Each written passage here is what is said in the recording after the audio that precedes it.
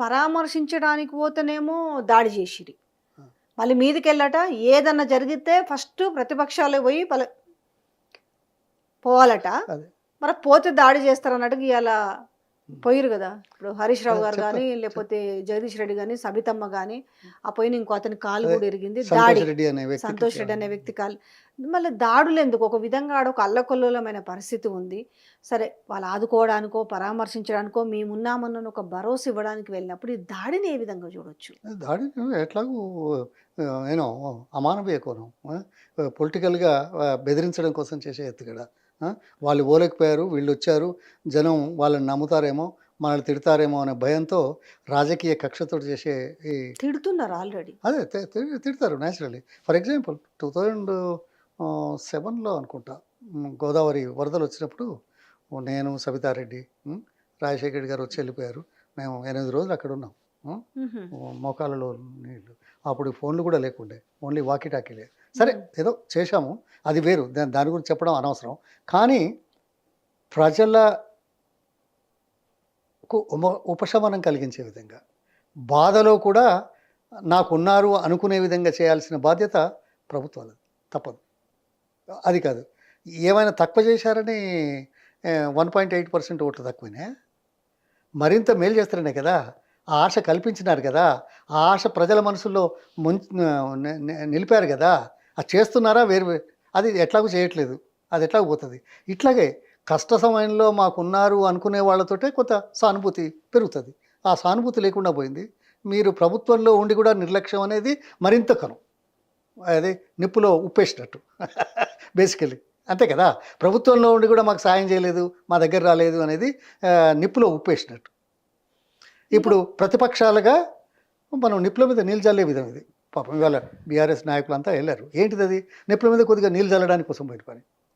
ఏదో వెంటనే ఏదో అయిపోతుందని కాదు కదా!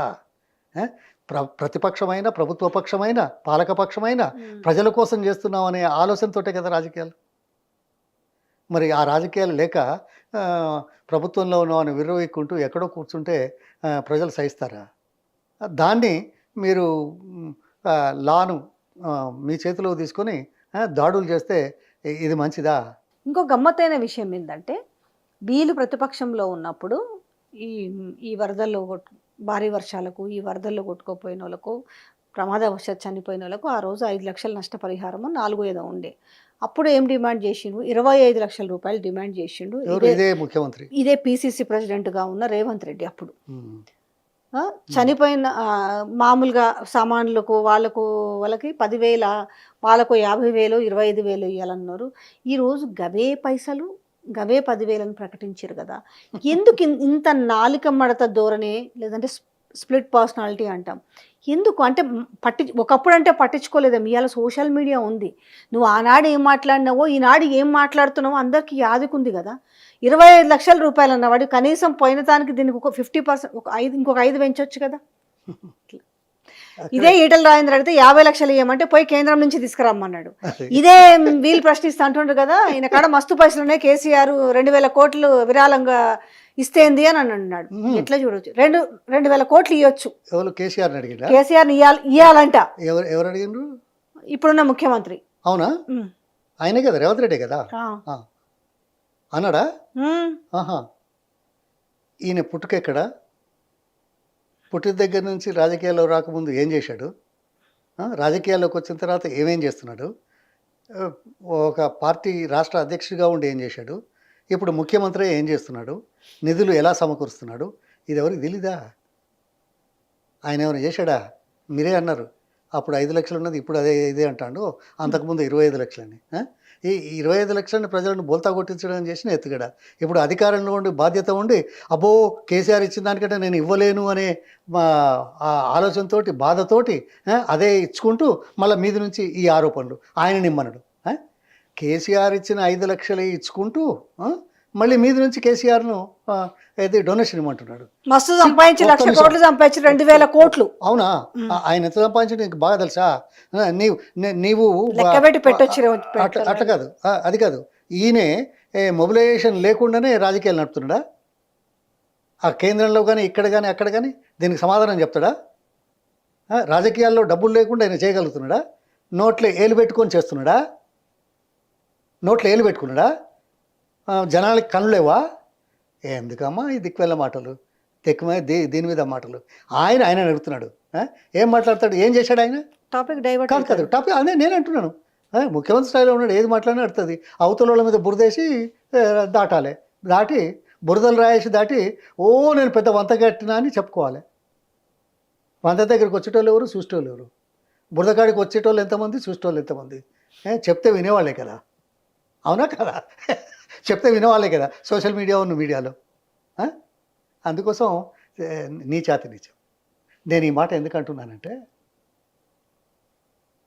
ఐఎమ్ రియలీ ఇది కరోనా సమయంలో నేను నా సంవత్సరం పెన్షన్ విరాళంగా ఇచ్చాను బాధితులు ఆడుకోవడానికి.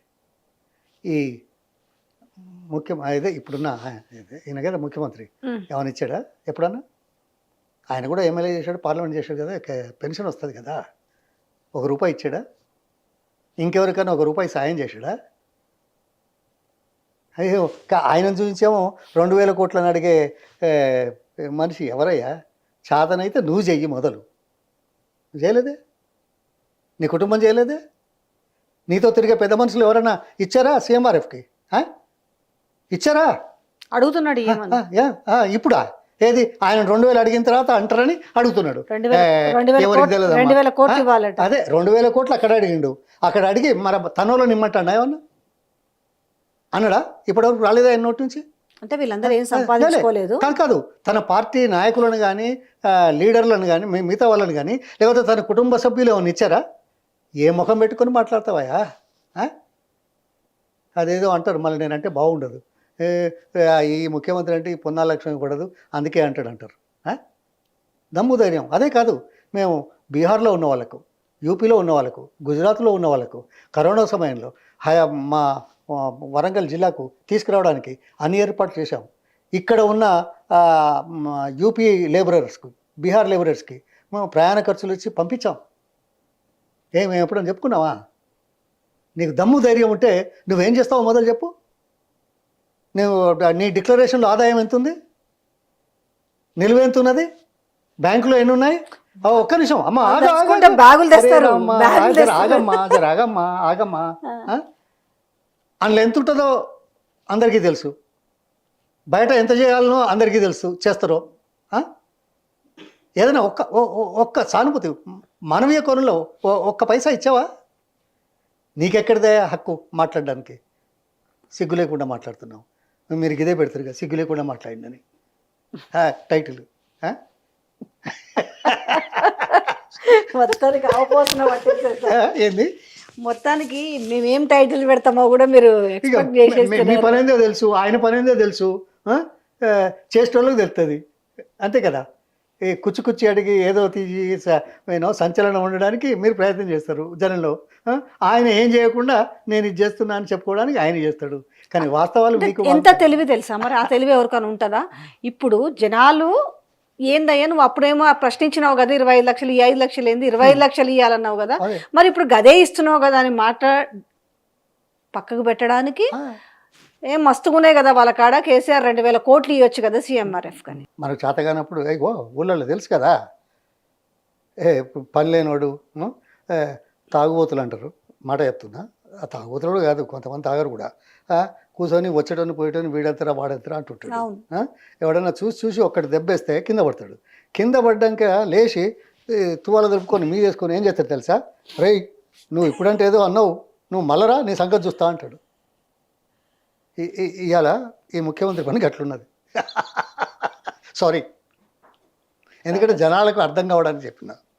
Okay sir. ఆయనను ఒక ముఖ్యమంత్రిని అవమానకరంగా మాట్లాడడం సీట్లో ఉన్నందుకు వ్యక్తిగతంగా సంబంధించిన విషయాలు కావు. ఎవరు మాట్లాడినా కూడా జరుగుతున్న విషయాన్ని. ఈరోజు పాపం ఖమ్మంలో ఇలా చూస్తే 2 రాష్ట్రాల పరిస్థితి ఎట్లుందో అర్థమవుతుంది. ఆడ అన్నమో రామచంద్ర, ఇలా చూస్తే కళ్ళకు నీళ్ళు వస్తున్నాయి. విజయవాడలో ఎన్ని ఫుడ్ ట్రక్లు వచ్చినా కూడా ఇట్లా ఇసిరేస్తుంటే ఒకరికి దొరికి ఒకరికి దొరకక ఆ పరిస్థితి చూస్తుంటే చాలా ఘోరంగా ఉంది. ఎవరికైనా ప్రతి ఒక్కరికి హృదయం స్పందిస్తుంది.